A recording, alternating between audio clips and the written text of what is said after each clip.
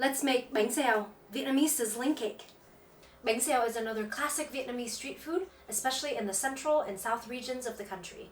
Bánh loosely translates to cake, and xèo is the sizzling sound that the batter makes when it's poured into the skillet. This is a dish that I love making for non-Vietnamese friends to introduce them to more Vietnamese cuisine beyond pho, or here in France, bò bún. The best bánh xèo in Vietnam are usually found in street food stalls, as with much of Vietnamese cuisine. Specialized bánh xèo spots usually have 5 to 10 skillets sizzling away at the same time. Bánh xèo is eaten piping hot out of the pan with lettuce or mustard greens and a myriad of Vietnamese herbs like húng quế, tía tô, ngò, rau mùi, dipped in the classic tangy and savory Vietnamese nước mắm chấm. The fragrant golden batter is made from rice flour, turmeric, green onion, coconut milk, water, and a touch of beer or soda water for extra crispiness.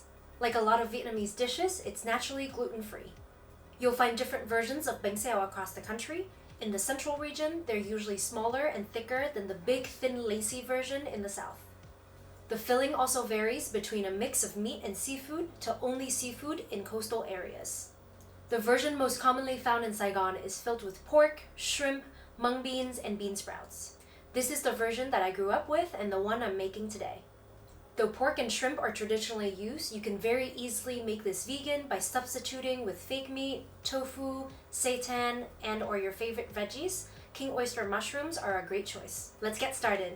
For this recipe, you'll need rice flour, salt, coconut milk, turmeric, beer or soda water, vegetable oil, and green onions for the batter.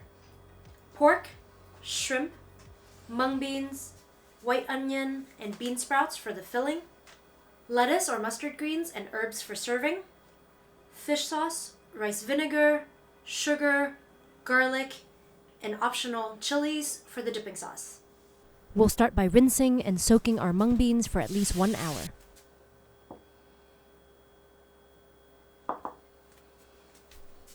Next, cut your pork belly into pieces about 3 to 5 centimeters wide and ½ centimeter thick.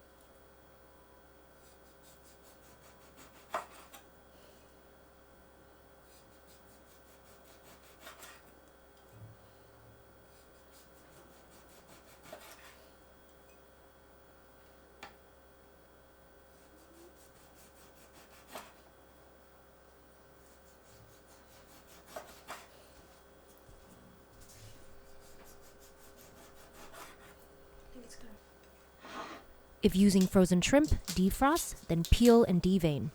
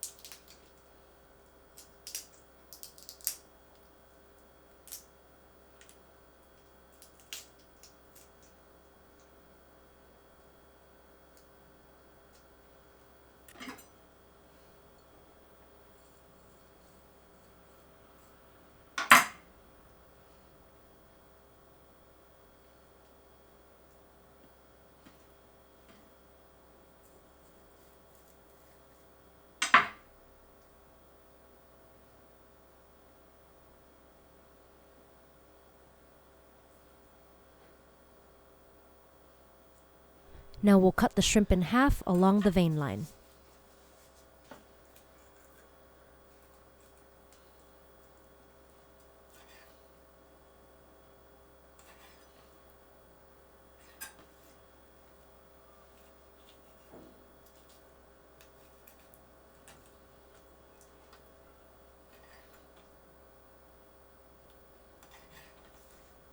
Next, peel and mince shallot.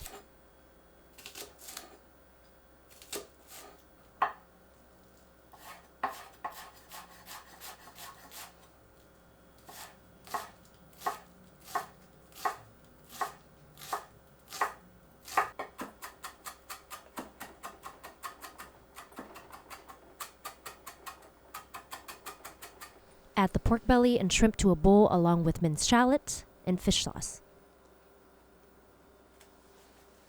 Mix well to coat every piece and set aside.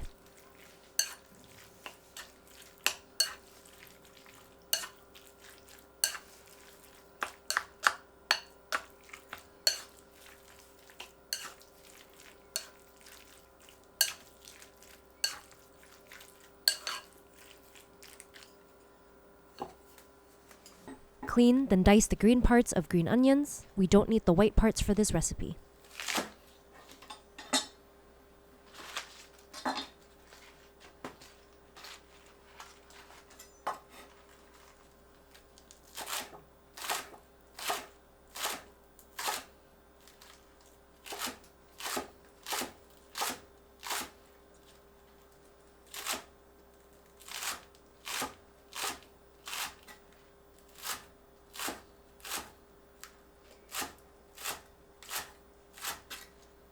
Thinly sliced white onion pole to pole into thin strips or wedges. I like cutting the onion into quarters first.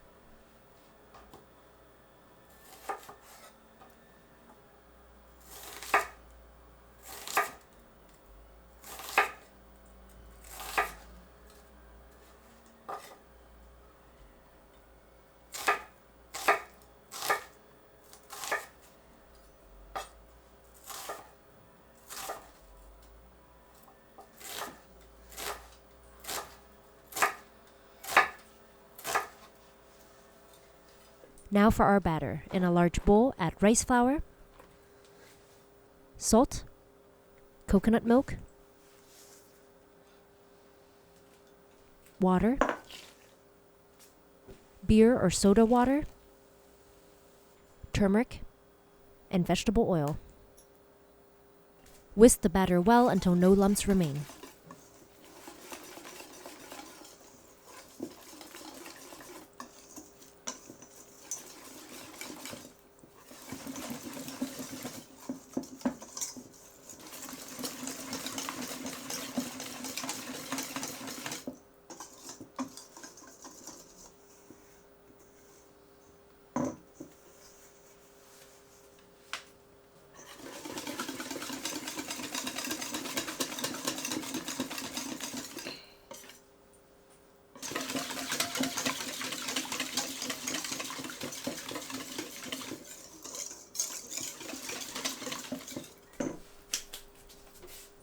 Add in the green onion and gently mix to combine.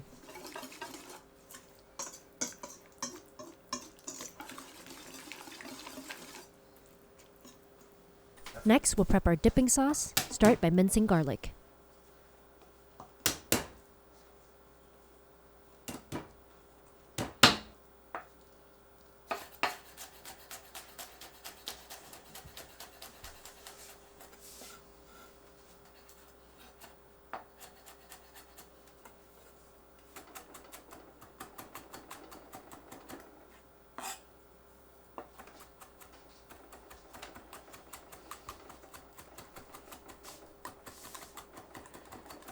If using, slice or mince bird's eye chilies. Minced chilies will give you a spicier sauce.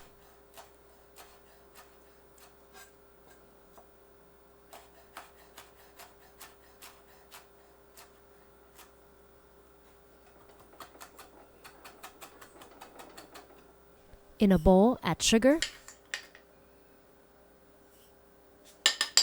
vinegar or lime juice, fish sauce,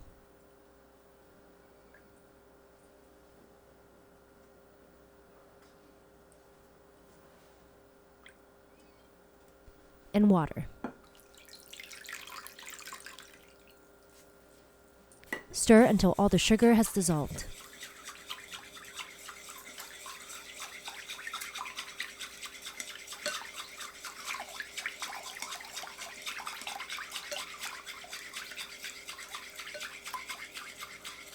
Add in the minced garlic and chilies.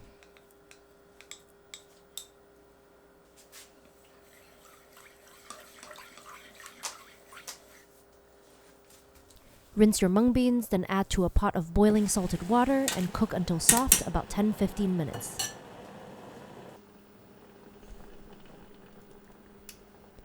Strain the mung beans and set aside.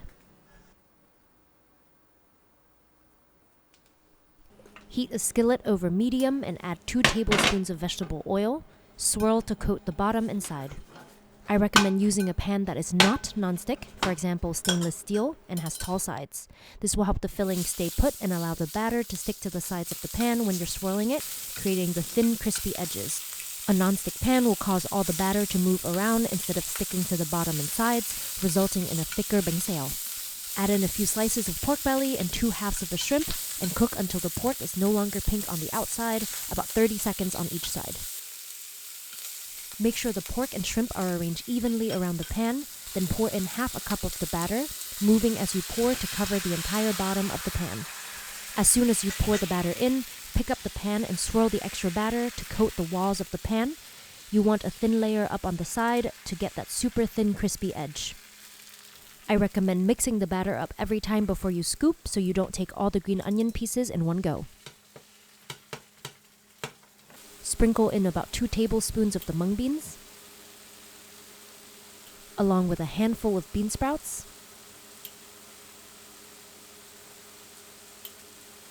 and some sliced white onion. Place a lid over the pan, reduce heat to medium-low, and cook until all the batter has set and there is no more liquid batter sitting on top, about 3 minutes. Remove the lid and continue cooking to let the bánh xèo becomes crispy. You can add a bit of oil on the sides of the pan to help the bánh xèo crisp up. I like using a brush. This way you don't end up pouring in too much oil. Check occasionally to make sure the stove is not too hot and the bottom of the bánh xèo is not burning.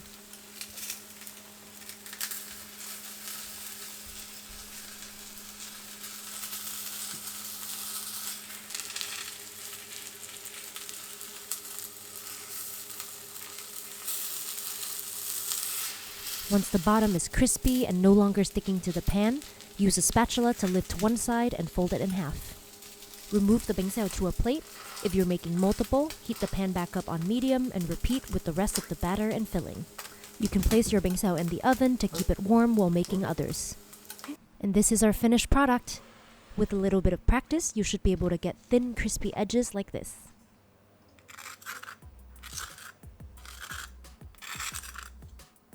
I'm gonna cut up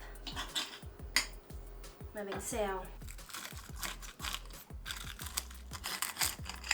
A leaf of lettuce, purple perilla, húng quế, Thai/Vietnamese basil. I like a lot of herbs. Put our piece of bánh xèo on top.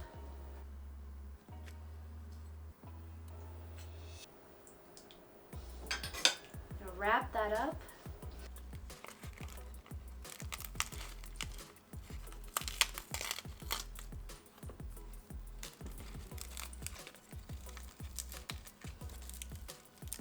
Dip and enjoy.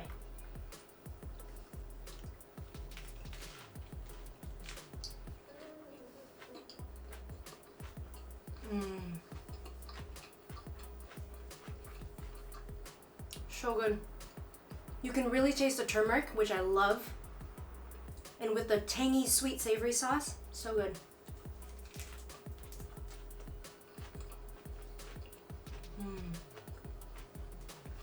Some people will also wrap this up in a piece of rice paper. Personally, I prefer just lettuce.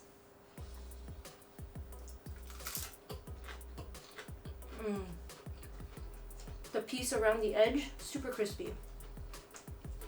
Make sure you subscribe to our channel and visit mmbonapetit.com for more Vietnamese and French recipes.